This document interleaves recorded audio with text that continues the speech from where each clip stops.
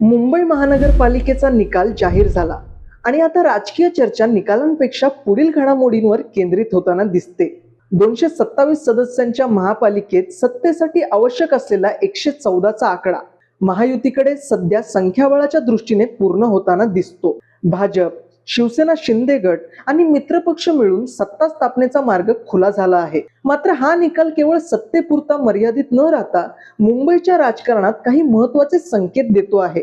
2017च्या तुलनेत भाजपच्या जागांमध्ये मर्यादित वाढ झाली आहे, तर शिवसेनेचे 2 गट स्वतंत्रपणे लढत असूनही एकत्रित आकडा लक्षवेधी ठरतो. शिवसेना ठाकरे गट दुसऱ्या क्रमांकावर पोहोचतो, तर शिंदे गट 4थ्या स्थानकावर राहतो. यातून मतदारांचा कल आणि विभागलेली मते स्पष्टपणे समोर येतात.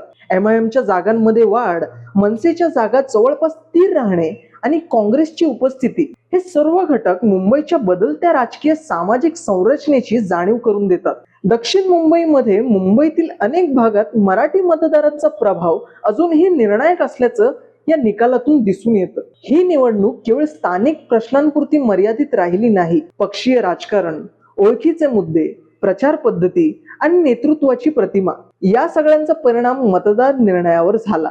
आता प्रश्न सत्ता येईल की नाही याचा नसून सत्ता आल्यानंतर पुढील 5 वर्षात मुंबईसाठी कोणते निर्णय घेतले जातात, कोणते प्रश्न प्राधान्याने हाताळले जातात आणि प्रशासनात पारदर्शकता किती राहते याचा आहे.